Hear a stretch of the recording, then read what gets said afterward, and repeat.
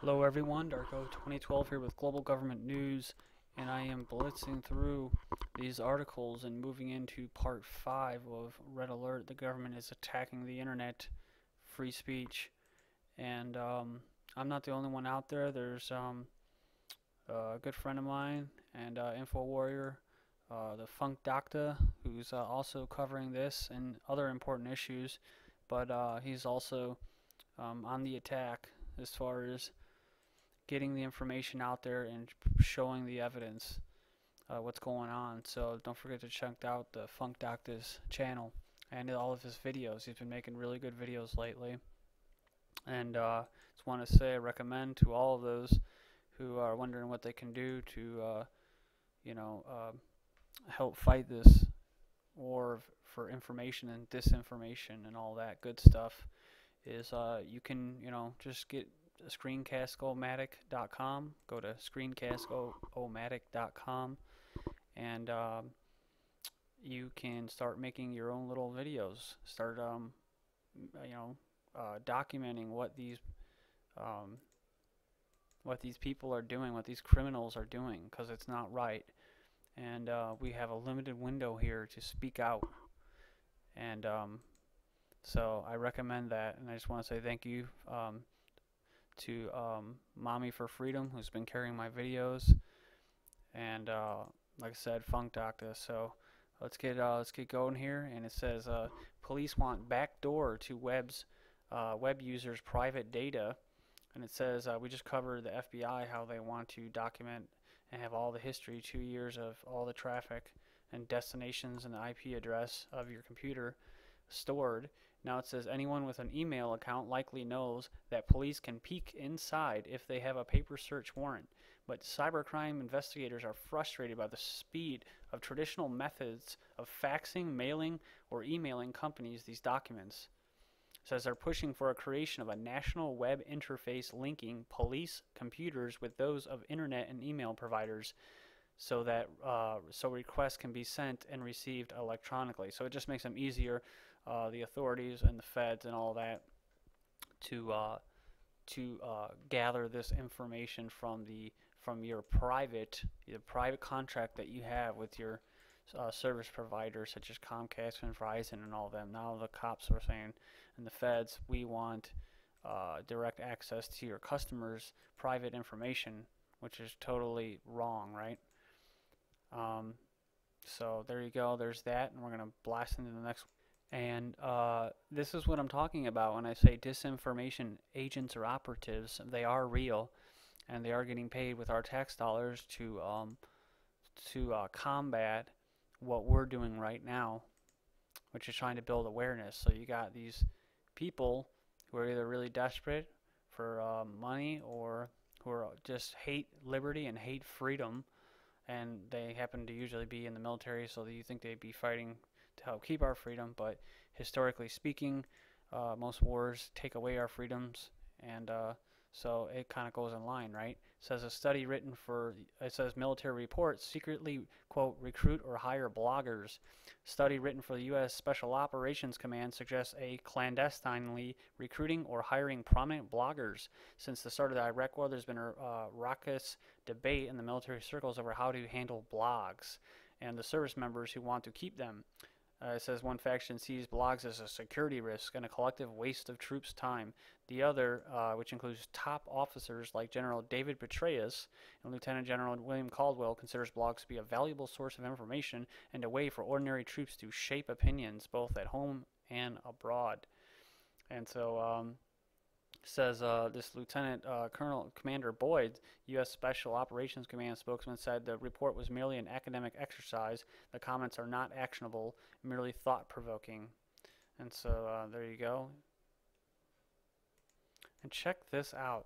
The report introduces the military audience to, quote, blogging phenomenon, and lays out a number of ways in which the armed forces, specifically the military's public affairs, which is what, propaganda, information operations, which is disinformation operations, COINTELPRO, counterintelligence, and psychological operation units might use the sites to their advantage.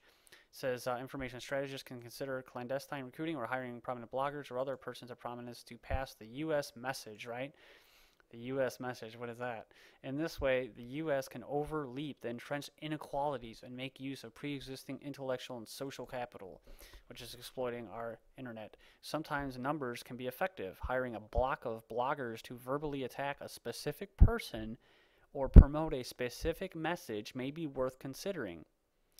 And on the other hand, such operations could have blowback, as witnessed by the public reaction following the revelations that the U.S. military had paid journalists to publish stories in the Iraq press under their own names.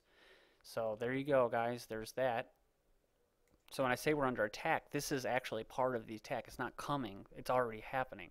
So I'll have people that will comment on all these videos you just watch, and you go to their channel, and most likely they're going to have a blank channel with no comments, no uploads, no favorites. They'll just have, to the left, recent activity, and you'll go and see what they've commented on, and all their comments are all just bashing whoever it is that they're commenting on. But now they're getting more sophisticated. They like to mirror and co-opt movements, so the more sophisticated operatives or agents will also they'll have videos in the New World Order, Illuminati, whatever. They may have some comments rolling in there, but for the most part, they'll make comments that are totally counterproductive to what we're doing. So it doesn't really kind of mesh with me when I get those comments. Also, when you try to comment against these people when they leave these comments, you won't be able to comment, right? You'll try to post your comment and it'll just say post comment, and it won't ever register you even after you refresh the page. So those are the more sophisticated co-op operatives, disinformation agents. I covered this in another video, but it says Pentagon secretly goes to war with the internet. New $30 billion electronic Manhattan project underway. This is May 6, 2008, to prepare military and federal government for all-out cyber war. So they were using this buzzword, cyber war, in 2008, and that justified all the means and the funding that they got to build up this national cyber range in order to prepare for an all-out cyber warfare by using it to conduct mock online battles with realistic info warriors. And of course, it has DARPA and all this other good stuff. So.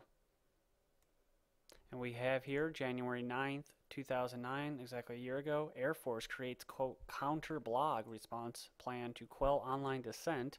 So another one of the military, detailed flowchart orders officers to respond to negative material. And that's some pretty crazy stuff. I recommend you come checking this out. It says U.S. Air Force has announced a counter blog response plan aimed at fielding and reacting to material from bloggers who have negative opinions about the U.S. government and the Air Force. The plan, created by Public Affairs Arm, remember, propaganda, disinformation arm of the Air Force, includes a detailed 12-point counter-blogging flowchart that dictates how officers should tackle what are described as trolls, ragers, and misguided online writers.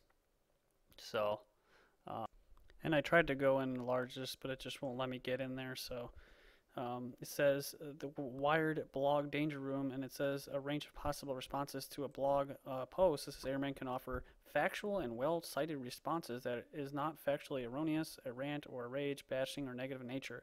They can let the post stand, no response, or they can fix the facts, offering a fresh perspective. No matter what, the chart says airmen should disclose your Air Force connection, respond in a tone that reflects high on the rich heritage of the Air Force, and focus on most used sites related to the Air Force. Says another option offered by the chart is to, quote, monitor the site for relevant information and comments while reporting back to headquarters. And so that's what I had the other day, someone that bashed me and Mr. Funk Doctor, and then he was like, he had to give, the facts. He had to fix the facts for us, and he said, I'm done with you, That's what he said, I'm done with you. And he didn't leave any more responses. So here is the Huffington Post, February 9th, 2010, and it says, Ralph Peters calls for military killing of war journalist. I'm not joking, this is... There it is. The editors behind Neocon's Spank Book Journal of International Security Affairs have truly outdone themselves by allowing a piece of conservative military writer, not really conservative, right? Let's clear this up. I'm conservative. That ain't conservative, killing journalists, all right? That's fucking fascist. Military writer Ralph Peters to pass into print more or less advocates for the indiscriminate murder of war journalists. So there you go. You can go out and check it for yourself. Post the link. Stick with me. There's one more. Thank you.